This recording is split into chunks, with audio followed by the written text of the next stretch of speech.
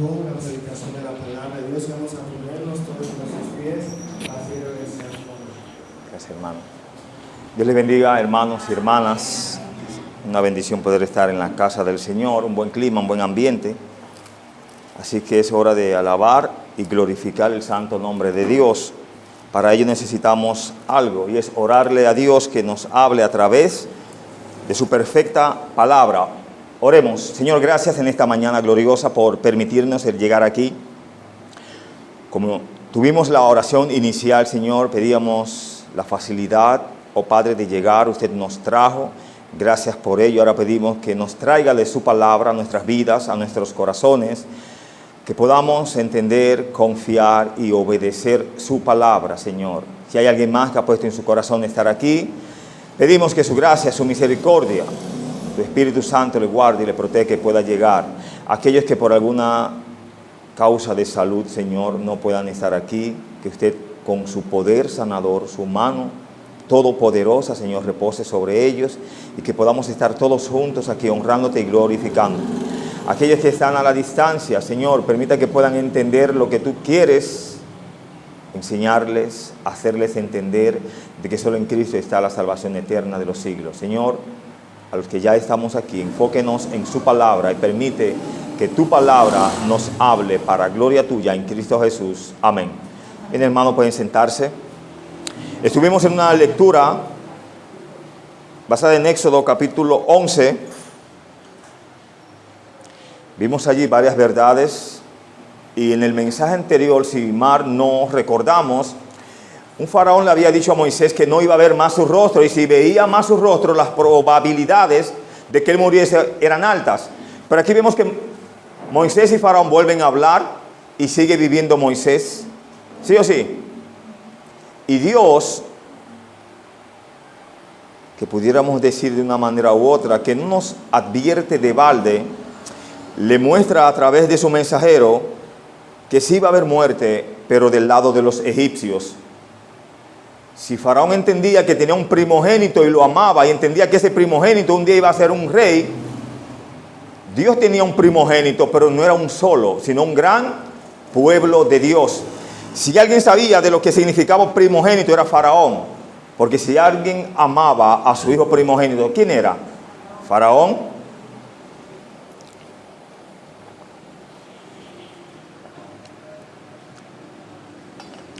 Entonces, como Faraón amaba a su primogénito y nunca entendió que Dios también amaba a su primogénito, ni los quería dejar ir, él le iba a quitar el primogénito, pero se lo iba a quitar ¿para cuándo? Para siempre. Y él mismo iba a morir. Pero si usted tuvo una lectura, repito, estamos en Éxodo 11. Extrañamente, en Egipto iban a morir desde el primogénito más humilde versus el primogénito de la realeza. Y en el pueblo de Israel, o en Gosén, un perro no iba a mover su lengua. Hermanos, no sé si usted lo ha visto, pero hay animales que cuando pierden sus crías, ellos lamentan eso y gimen. Eso es triste.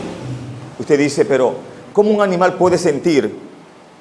Bueno, él sintió cuando dio a luz a esa criatura. No tiene sentimientos, pero tiene la capacidad de percibir cuando ya su criatura no vive.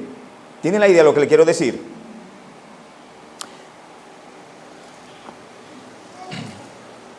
Quiero hablar en esta mañana bajo el tema: Dios anuncia la muerte de los primogénitos.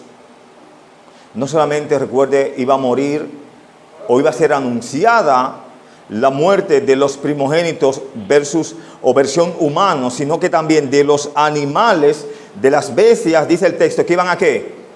A morir. Y va a haber un gran llanto y un gran lamento entre aquellos egipcios. Y aún así, hermanos, lamentablemente Dios iba a endurecer el corazón ¿de quién? Mire que el texto no dice, y Faraón endureció su corazón, sino que Dios lo endureció aún más. ¿Por qué Dios endureció aún más el corazón de Faraón? Iba a estar bien el corazón de Faraón, iba a ceder a la palabra de Dios, al mensaje de Dios. El texto que leímos, el capítulo que leímos completo dice, y Faraón no os oirá. Y como Dios ya sabía que él no iba a oír, le iba a tapar más los oídos, le iba a poner un tarugo. No sé cuántos tarugos usted entiende que Dios le iba a poner. Dios anuncia la muerte de los primogénitos. En los versos 1 hasta el verso 3 vemos las instrucciones de Dios a Moisés acerca de la última calamidad. Recuerde que esta última plaga se puede ver como una plaga diferente. En el original, en el texto hebreo, habla de golpe. Para nosotros una plaga es algo diferente, ¿no? Pero en el texto original es un golpe que Dios les está dando. ¿A quién? A Faraón, a los egipcios. ¿Por qué Dios le estaba dando ese golpe trágico? Porque no a Dios. Y si Dios le dio a aquellos egipcios, ¿no le puede dar a su pueblo cuando no quieren escucharle? Corte de ahí, corte un poco de tela. Los versos 1 hasta el verso 3 nos dice: Jehová dijo a Moisés, una plaga traeré aún sobre Faraón y sobre Egipto. Tome cuenta que dice literalmente o escrituralmente, como usted lo quiera llamar, una plaga. Es como si está citando esta plaga como una diferente a las demás. Sigue diciendo el texto: y después de la cual él os dejará ir de aquí, y seguramente os echará de aquí del todo. Habla ahora al pueblo, y que cada uno pida a su vecino, y cada una a su vecina, alhajas de plata y de oro. Y Jehová dio gracia al pueblo en los ojos de los egipcios. También Moisés era tenido por gran varón en la tierra de Egipto, a los ojos de los siervos de Faraón y a los ojos del pueblo. Hermano, esta expresión aquí, o pudiéramos decir, este verso final, nos enseña mucho. Solamente era estimado Moisés ante los del pueblo de Israel. Moisés era un varón de Dios, tanto delante del pueblo de Israel. Mire que al principio no creyeron. Le dijeron: tú has venido a alborotar las cosas, estábamos muy bien nosotros, nos han incrementado el trabajo, las cargas, y no hemos visto mejoría. Y tú dices que viene de parte de Dios. El texto me dice aquí que Moisés no solamente era tenido delante del pueblo de Dios, sino delante de quienes, de los siervos de Faraón. Entendieron que ese hombre traía palabra de Dios. Aunque no le gustara a ellos, sus palabras eran ¿qué? Verdades, verdad. Eso nos manda y nos enseña mucho a nosotros, hermanos, que no es que delante de nosotros aquí nos tengamos como: si él es un buen cristiano, ella es una buena cristiana. En el terreno de fuego, en el terreno de pelea, allí es donde nuestro testimonio, hermano, debe de resaltar más. ¿Necesitan salvación los salvos ya? Los que no tienen salvación son los que tienen que mirar dónde está la salvación. ¿A través de qué? Del testimonio, de nuestro andar, de todo lo que engloba ser un cristiano. Usted puede ser mudo, pero como mudo puede hablar mucho, dando un gran testimonio de lo que Dios ha hecho en tu vida. Podemos ver que mucho antes de esto, Dios le dijo a Moisés que plagaría a Egipto con la muerte del primogénito. Ya Dios había anunciado de antemano que este hecho iba a pasar. Desde el capítulo 4, verso 21, verso 23, se había hablado de ello, que Dios le iba a dar un golpe si no escuchaban la palabra de Dios. Vamos por el capítulo 11 y no han escuchado a Dios. Después de esta última plaga, el faraón no solo permitiría que Israel se fuera, sino que los obligaría ¿a qué? A que se fueran. Pero de una forma u otra, faraón no cedió desde el principio. Si hubiera cedido desde el principio, hubiera tenido que llegar aquí a esta última plaga. Con la primera no hubiera él debido de entender. Mire que no solamente ellos saldrían aquí, y Dios en su poder soberano era quien los iba a sacar de la mejor manera, porque Dios sabe, hermanos, cómo actúa en nuestras vidas. Dios sabe cómo movernos. Entre paréntesis, una hermana de mucha bendición, un hijo de ella, se vio muy mal, de muerte. Él falló a un tratamiento médico sin necesidad. Tienen los recursos, tienen la bendición, pero él cortó el tratamiento. Bueno, se vio casi al borde de la muerte. Accidentalmente, vamos a decirlo así, yo me veo con la hermana en el mercado, le saludo, le digo: ¿cómo está el hermano? Ya él está mejor, le dieron de alta. Y de una vez me expresó, es que él es muy cabezadura, él no quiso llevar el tratamiento tan bien que iba. Hermanos, no encontré otras palabras para decirle y serle de bendición. Ella lo asimiló de una vez. Dios sabe cómo corregirnos. Él es soberano. Si Dios nos ama, Él quiere lo mejor para nosotros. ¿Qué es lo que mejoraría o sanaría o iba a tener a ese hermano en la fe, en salud? ¿Llevando qué? Su tratamiento. Bueno, Dios le mandó el tratamiento. Le dio la lección del lugar. ¿Y sabe qué me dijo la hermana? Yo esperaba que se pusiera guapa, honestamente. Pero me dijo, gracias, hermano. Es así. Dios es soberano. Cuando tú y yo acatamos la palabra de Dios, hermano, nos damos cuenta de que ellas son verdades. Ahora, de que nos duelan, de que nos lastimen, gloria a Dios. Seguimos aquí. Mire que Dios puso gracia entre el pueblo para cuando ellos fueran al vecino, fuera el vecino y la vecina a la vecina, le dijera, miren, llévense eso que está aquí, no nos hace falta. Eso es plata, llévenselo. Eso es oro, llévenselo. Y si quieren algo más, llévenselo, pero váyanse. Algo extraño, ¿no?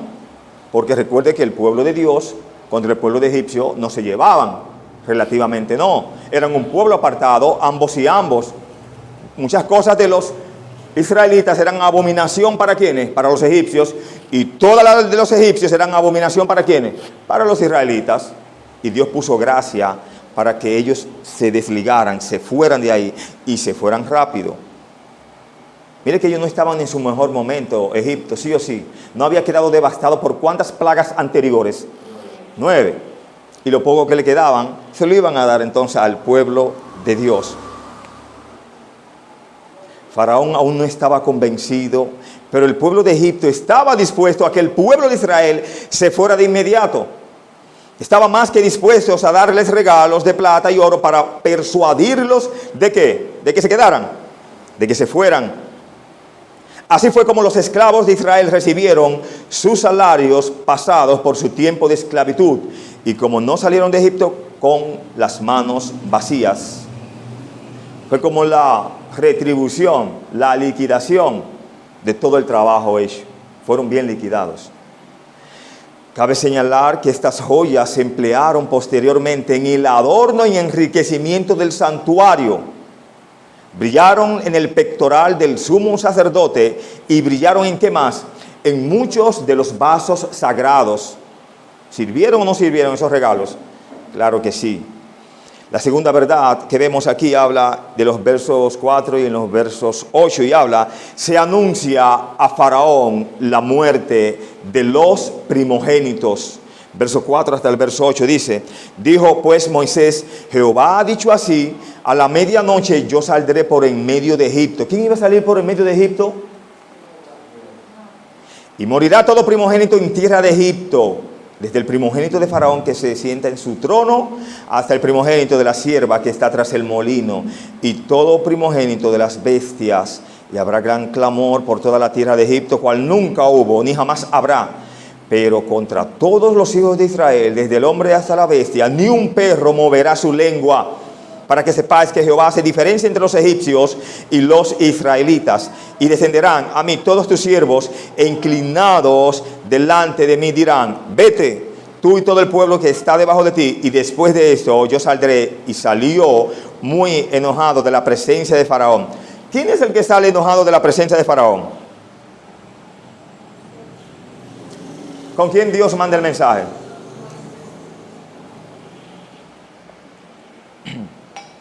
Vemos un Moisés valiente, dando un mensaje enfático, dando un mensaje con valor y no saliendo con temblores ni con miedo de delante de Faraón. Al contrario, salió como ahí, enojado de la presencia de Faraón. Lo que él explicó, se lo explicó con toda la valentía que tenía que decírselo. Recuerde que ya Faraón había dicho, si nos vemos, tú sabes lo que pasará. Ahora va Faraón y hasta guapo delante de él y sale guapo también. Era un mensaje que entiendo que era duro de decirle a ese Faraón, pero igual era un mensaje de Dios. ¿Usted cree que Moisés quería dar un mensaje así? No por él morir, sino por el trágico mensaje. Oye, yo te he hablado ya 9 veces y tú no entiendes. Te he demostrado 9 veces que Dios actúa en mí y que Dios actúa. Y aunque no esté aquí, Dios actúa. Estando Moisés todavía de pie ante Faraón, por primera vez Dios lo guió a decir específicamente lo que le sucedería al primogénito de Egipto. ¿Qué le sucedería a este primogénito? Moriría, ¿no? Desde el primogénito de la realeza hasta el primogénito de la sierva que trabaja en un molino. Esta expresión que vemos aquí, la sierva que está tras del molino, era el oficio más, diríamos, lo más humilde del trabajo. O el siervo más humilde le tocaba eso, moler en un molino. ¿Qué molían? Por lo regular maíz, etcétera, etcétera. O lo que tuvieran que moler, arroz, etcétera, ¿no? Trigo, lo que sea, ¿no? Cualquier tipo de alimento. Gracias. Estando Moisés todavía de pie ante Faraón, por primera vez, repito, lo guió a decir específicamente lo que le sucedería al primogénito de Egipto. Todos ellos, ¿qué? Morirían, todos. Y cuando Dios dice todos, ¿qué significa eso en el hebreo original? No hay que ir muy lejos, todos. Debido a que los egipcios no dejaban ir al primogénito de Dios, que era Israel, por lo tanto, iba a haber allí que en toda la tierra de Egipto un gran clamor, dolor y llanto por la muerte masiva de ¿quiénes? No era el segundo hijo que iba a morir, no era el tercero, era el primero, el que primero se recordaba, quizás el que más se ama y en aquel momento se amaba. Iba a morir no solo el de la realeza, sino también hasta el primogénito de la sierva que está tras el molino. ¿Qué nos implica? ¿Qué nos enseña esto? Nos enseña que era aquel que estaba detrás de las dos piedras de molino. Así se lee literalmente en hebreo. Es hacer el trabajo de la esclava más baja de la casa, como moler maíz. Isaías 47:2 aclara un poco más de ello. Cuando habla el Señor del rapto de la iglesia, no dice estarán dos moliendo, uno será quitado y el otro será dejado. En vista de la ley de la primogenitura, el golpe sería el más terrible que se podría infligir. Una bendición que nos da el verso 7 nos dice, pero contra todos los hijos de Israel, ¿quién no iba a mover la lengua? ¿Uno de los niños, de los hombres o quién? Mire cómo señala un animal, ni un perro moverá su lengua. A pesar de la gran calamidad que estaba por venir, Dios les concedería a los egipcios la capacidad de ver la situación como realmente era. Culpa de su propio faraón, no de Moisés ni de los hijos de Israel. Esta fue una noticia aún peor para Faraón. Quizás a un político no le importe una calamidad cuando puede culpar a otra persona. Aquí Dios prometió que el mismo Faraón cargaría ¿con qué? Con la culpa de todo lo que había pasado y de lo que iba a seguir pasando. Seguiría un torrente de dolor sin precedentes, pero entre los israelitas habría tanta tranquilidad esa noche que ningún perro tendría ocasión de ladrar. ¿Ladran o no ladran por lo regular los perros en la noche? Cuanto más en un momento de dolor cuando su cría, y ahí especifica un perro, pero bestia implica todos los animales. Pero quizás iban a estar más lejos los otros animales, ¿no? Dios iba a mostrar que ellos supieran que Jehová hace diferencia entre el que le sirve y entre el que no le sirve. Y va a hacer diferencia entre el pueblo de Dios y el pueblo de Egipto. Quizás a algunos en ese día, incluido Faraón, les resultaba fácil decir, los egipcios tienen dioses y los israelitas tienen un Dios. ¿Cuál es la diferencia? En su abrumadora demostración de poder sobre las deidades de Egipto, Dios mostró que había una diferencia, que Él estaba por encima de esos dioses y lo logró. Y Dios está por encima de nosotros, está por encima de la iglesia, está por encima de mí y de ti. El Señor ha establecido una diferencia entre los que son su pueblo y los que no lo son. Hay muchas distinciones entre los hombres que algún día serán borradas, pero permítame recordarles desde el principio que esta es una distinción eterna. Alguien decía, ¿cómo es que nos esforzamos tanto por trabajar, por servir a Dios? Aquellos no se esfuerzan, trabajan poco y gozan su vida. Bueno, eso a largo plazo tendrá su paga. A corto plazo ellos van ganando. Pero trabaje a la larga para Dios y Dios les compensará como a la larga también, con largas bendiciones. La tercera verdad que vemos aquí está en los versos 9 hasta el verso 10. Dios le dice a Moisés que Faraón todavía no le hará caso. Verso 9, verso 10 dice, y Jehová dijo a Moisés, Faraón no os oirá, para que mis maravillas se multipliquen en la tierra de Egipto. Y Moisés y Aarón hicieron todos estos prodigios delante de Faraón, pues Jehová había endurecido el corazón de Faraón y no envió a los hijos de Israel fuera de su país. Todavía insiste en dejarlos ir o en no dejarlos ir. En el verso 9a dice, Faraón no os oirá. Y Jehová dijo a Moisés, Faraón no os oirá. Se habían venido, ¿cuántas plagas habían venido hasta ahora? ¿De la mano de quién? ¿De Moisés o de Aarón o de quién eran que vienen las plagas? La mano de Dios.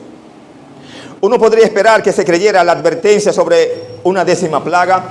Si ya 9 se habían cumplido, literalmente, en tiempo real, ¿por qué no creer a la 10ª? ¿O por qué no creer a esa 10ª? Es como inexplicable, ¿no? Así es inexplicable al que tú le hablas de Cristo y no cree que Cristo volverá.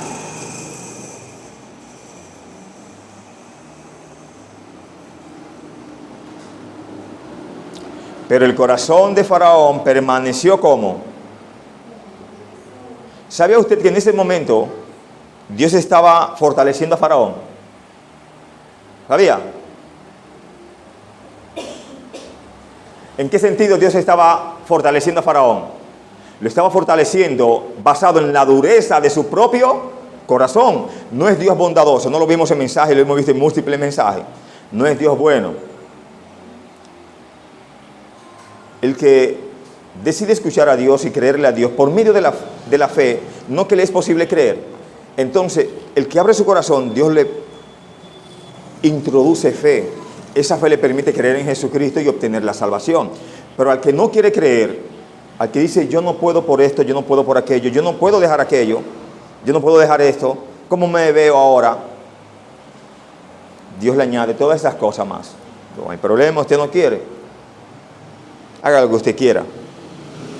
Si se quiere perder, piérdase más. Al que quiera santificarse, yo lo santifico más.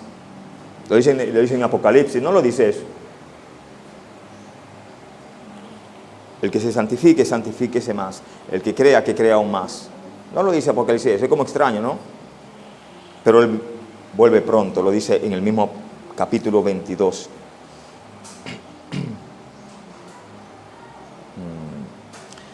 Cabe señalar,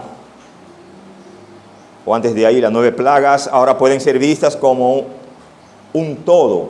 Tocaron todas las fases de la naturaleza, la parte mineral, animal, vegetal, humana.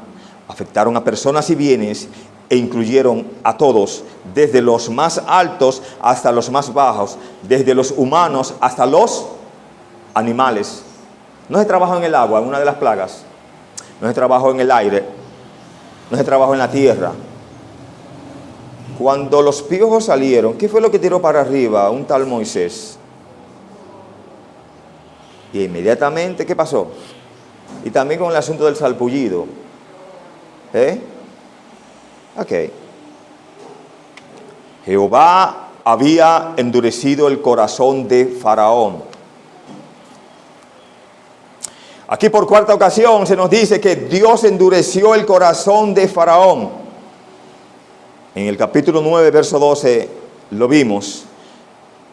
En el 10:20 también está ahí. En el 10:27 por igual. Y en el 11:10 ahora. Sin embargo, Dios nunca endureció el corazón de Faraón. ¿Hasta quién lo endureció primero? Entonces, Dios lo fortaleció cada vez que él quería que endurecer su corazón. Esto nos enseña, hermanos, que lo que mejor tú y yo podemos hacer es creerle a Dios. Si hay una fuerte prueba en nuestras vidas, dé gloria a Dios. Porque el único que te puede librar de esa prueba y quien la ha permitido, ¿quién es? Sonríale a las pruebas. Dígale con sonrisa, con corazón de ánimo: gracias, Señor, porque esto me está matando. Pero solo tú me puedes librar de la muerte. Solo tú me puedes librar de este dolor. Pero dígaselo sonriente. Cristo a la cruz no fue triste. La Escritura nos enseña que Él estuvo satisfecho con lo que hacía. Isaías lo señala. Estando aún en la cruz, quienes le maldecían y le injuriaban, en un momento tuvieron que cambiar de opinión y decir: verdaderamente ese hombre es justo. Nosotros a la verdad estamos pagando por lo que hemos hecho, pero este nada mal ha hecho. Y de paso le dice: Señor, acuérdate de mí cuando estés en el paraíso. Hemos dicho que de una u otra forma ese ladrón de la cruz había escuchado un mensaje acerca del paraíso y creyó que sí había un paraíso. ¿Después de qué? Pero el otro ladrón, ¿qué hizo? Endureció, y Dios lo fortaleció en el endurecimiento de su corazón. Pero también fortaleció al que creyó. ¿No lo fortaleció? Le negó Dios la salvación a ese ladrón de la cruz, por así decirlo. ¿Cuál fue la respuesta que el Señor le dio? Le dio un mensaje largo. Pero como desde hoy, si él estaba en tiempo real viviendo, y él le había dicho: cuando yo muera, ¿no? ¿Podía ser ese el Señor? Claro que sí, porque lo hizo, y también porque el que estaba ahí con él creyó que era posible. Porque al que cree todo le es, pero hay que tener ¿qué? Fe en el Señor. Ya que sin fe es imposible que Dios les bendiga. Muchas gracias.